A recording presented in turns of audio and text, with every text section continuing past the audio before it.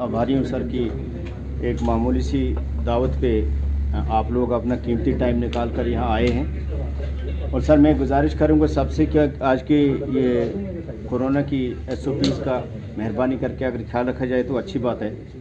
तो सर आज मैं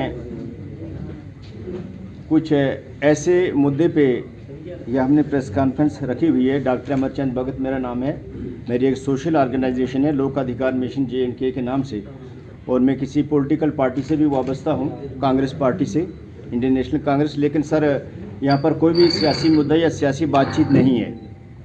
तो आज हम ऐसे सोसाइटी के एक ऐसे तबके पर मैं बात करना चाहता हूँ, और आप सब मीडिया कर्मी जो है हमारे बाइज़्ज़त लोग हैं, आपकी वसादत से मैं चाहता हूँ कि ये जो हमारी बात है तो ये कम से कम हुकूमत तक पहुँचे।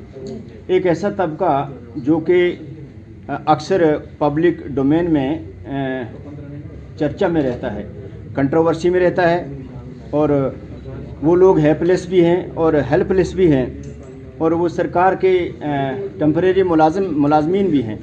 मेरा इशारा नरेगा की तरफ है, और नरेगा का जो सपोर्टिंग स्टाफ है, नरेगा का जो नरेगा का जो सपोर्टिंग स्टाफ है, उसमें जैसे हमारे प्रोग्राम ऑफिसर हैं, टेक्निकल असिस्टेंट्स हैं, फिर हमारे वो डाटा ऑपरेटर्स हैं, फिर ग्रामीण रोज़गार सेवक हैं, GRS जिनको हम बोलते हैं, एडमिनिस्ट्रेटिव असिस्टेंट्स हैं, अकाउंट्स असिस्टेंट्स हैं। तो इसमें कोई शक नहीं है कि ये एक बहुत बड़ा अच्छा प्रोग्राम था। वक्ती गवर्नमेंट ने ये 60s या 70s से ये प्रोग्राम चल रहा था कि देहातों के लिए कोई ऐसी वेलफेयर की स्कीम लाई जाए जिससे देहात के गरीब लोगों का उत्थान हो। लेकिन इसमें काफ़ी डिकेड्स लग गए। ये बात 60s में भी गवर्नमेंटों के नोटिस में आ गई, फिर 1992 में भी मिस्टर PV नरसिम्हा राव साहब मरहूम जो वज़ीर आज़म हिंद थे, उनकी सरकार के दौरान में भी ये चीज़ें चर्चा में आती रही कि ग्रामीण कोई एक उत्थान के लिए, ग्रामीण वेलफेयर के लिए कोई एक स्कीम बनाई जाए। और लास्ट में ये एक एक्सरसाइज एक व्हील्ड मैनर में, एक छुपे हिसाब से ये चलती रही, और 2005 में ये एक स्कीम बनकर आ गई, ये नेशनल रूरल एम्प्लॉयमेंट स्कीम, जिसको बाद में MG नरेगा के नाम से इसकी स्कीम आ गई।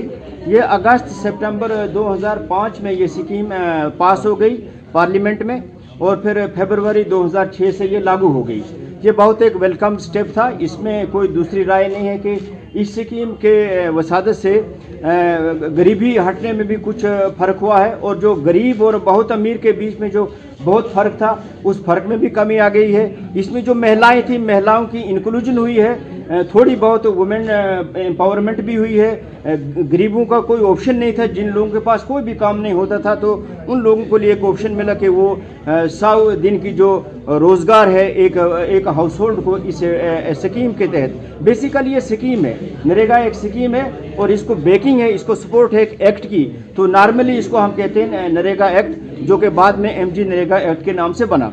तो इसमें यह है कि इसका जो ये सेंट्रली स्पॉन्सर्ड स्कीम है, इसका मतलब ये है कि ये जो स्कीम है ये मरकज़ ने बनाई है, गवर्नमेंट, दिल्ली गवर्नमेंट ने बनाई है, लेकिन इसको इम्प्लीमेंट जो है वो अपनी रियासतें करती हैं। अब आपकी आगे क्या डिमांड? रियासतें करती हैं, और इसमें जो रियासतों के लिए उसमें छूट दी गई है कि एक्ट में, कि इसमें फर्दर जो वेलफेयर स्कीम को करना चाहते हैं, अमेंड करना चाहता है, मामूली खांसी हो जाती है, 2-3 दिन आप दवाइयाँ लेंगे, 1-2 टेस्ट भी करा देंगे, आपके 6,000-7,000 रुपये लग जाता है। तो ये लोग अपने 800 रुपये से अपने घर को कैसे चलाएंगे, ये लोग अपने बच्चों की पढ़ाई की फीस कैसे देंगे, ये लोग अपनी बीमारी के एक्सपेंसेस कैसे चलाएंगे, ये लोग अपने जो रोज़मर्रा की चीज़ें हैं इस महंगाई के आलम में, वो लोग ये कैसे मैनेज करेंगे।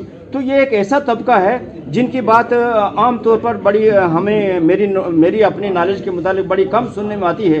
तो हम चाहते हैं कि इस तबके की गवर्नमेंट इसका संज्ञान ले ले, और इन लोगों को इसमें एक और भी मुझे रिपोर्ट आई है, मेरी अपनी जो ज़ाती मैंने इतलाहात मैंने मौसूल की हैं, उसमें यह है कि 50 से 60% जो लोग हैं 4500 में से ये लोग ओवरेज हो चुके हैं। इसमें कोई शक नहीं है कि जब इन लोगों की भर्ती की थी इन लोगों ने GRS की और दूसरे सपोर्टिंग स्टाफ की, तो इन लोगों से एक एफिडेविट लिया जाता है कि हम दोबारा आपसे क्लेम नहीं करेंगे।